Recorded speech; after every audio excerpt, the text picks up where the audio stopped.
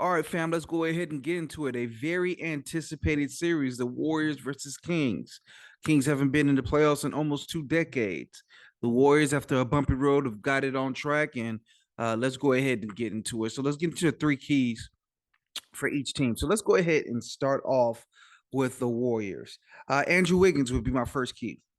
What does he look like? What type of shape is he going to be in? He has not played since January. He was, in my personal opinion, the Warriors' second best playoff player in their postseason run last year, offensively and defensively. Uh, are they going to need that type of production from him again? Is he capable of doing that? Their wing perimeter defense struggled, and lucky for them, they don't play a team with a dominant wing, but they do play a team that pushes the pace. So someone coming back off of a long absence, that might be a problem for him. So what type of shape is Andrew Wiggins going to be in? Is he ready to go? Is this something that he's going to have to play, limited minutes initially? Their struggles on the road, a lot of people tied it to him and what he brought to the table for them. The Kings are not a slouch. This is the number one scoring team in NBA history. If he's not ready to go, it might be a big, big problem for the Warriors because they're a pretty small team and they need his length and they need his size. So Andrew Wiggins, what does he look like? The second question would be Klay Thompson. So I talked about Andrew Wiggins being their second best player in the playoffs last year. That was due to Klay kind of being up and down. Generally, Klay's greatness was his scoring, but it was also his defense. You're going against De'Aaron Fox.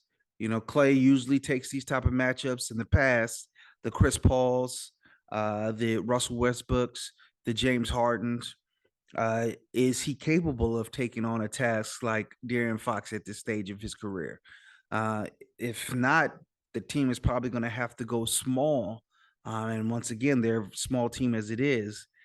Part of the issue is that they have just not been able to defend on the road. So, can he bring that defensive might and slow down De'Aaron Fox, or is he going to struggle in that area? And finally, the pool party. What does Jordan Poole look like? After the way that his season started with the tumult and him getting, you know, knocked out by Dre, and it doesn't seem like he's rebounded since. And it's really been up and down for him. And particularly on the offensive side, he's a bad defensive player, but that can be mitigated at times. He's been erratic with his shot selection. That has frustrated his teammates as well as fans at the time. So once again, you're going to play a team in the Kings that likes to push the pace, that's up and down.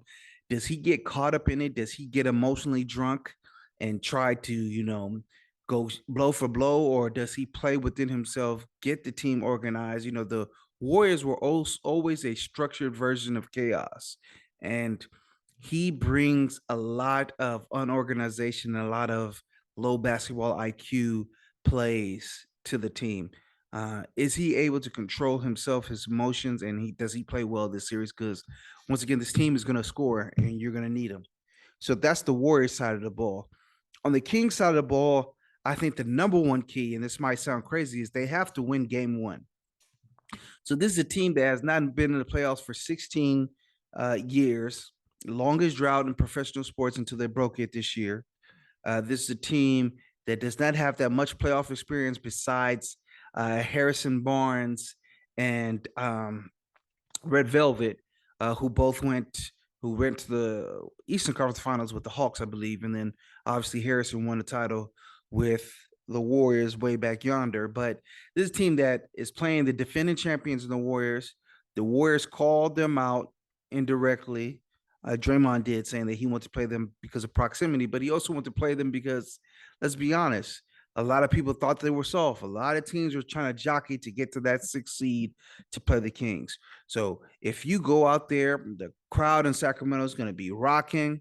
But I think there's also going to be some nervousness. And if you go out there and you lose game one after that long layoff, there's a lot of pressure going into game two. And you might find yourself down 2-0 going to the Warriors with the possibility of getting swept.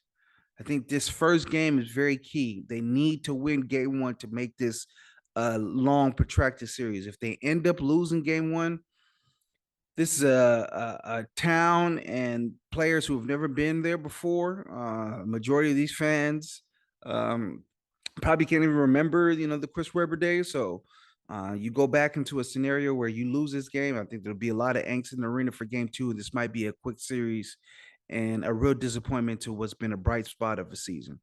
My second biggest key would be Sabonis.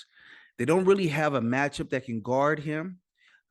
This is a series where if he can truly dominate his matchup, in particular, anytime that Draymond Green is on him, that would be key for the Kings because that would force the Warriors to play Looney more, which would slow down the Warriors' offense. If Draymond's able to guard him one on one, you could see the Warriors more comfortably go small, spread them out. Sabonis is not really the type of big man that you want in high pick and roll situations at the 3-point line, guarding Steph Curry. So he's going to have to dominate his matchup on offense, which would draw Looney to play more minutes, which will allow him to defend better. So we really need a big series from Sabonis if the Kings want to be successful. Finally, it's De'Aaron Fox. He's a player that I was not too high on going into the season. I mean, and he proved me wrong. He proved a lot of people wrong. His clutch play, he looks like a lot to win the Clutch Player of the Year inaugural award. And can that play move over to the playoffs? Now, this is someone who's never been in the playoffs before. As I've said many times, the playoffs and the regular season is the biggest jump in sports. He's a guy that drives hard, primarily left. He's made his mid-range jumper not that great of a three-point shooter. What if you see a scenario where they're forcing him hard right and they're forcing him into pull-up threes? Does he take them? Is he patient enough? Because even though they're a fast-paced team, the game does slow down in the playoffs.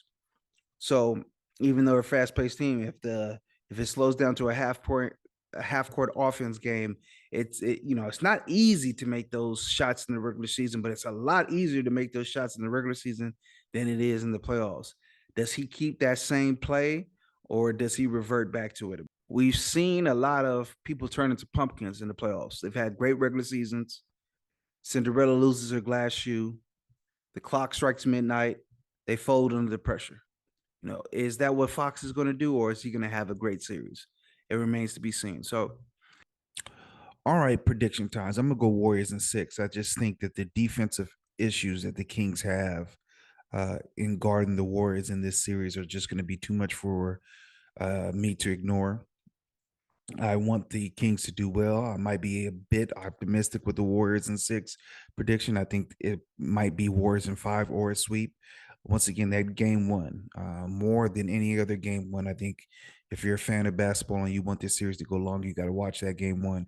If the Warriors win it, we might be looking at a sweep. So I'm going to go the Warriors in 6. Leave me a comment, subscribe, and as always, the game is the game.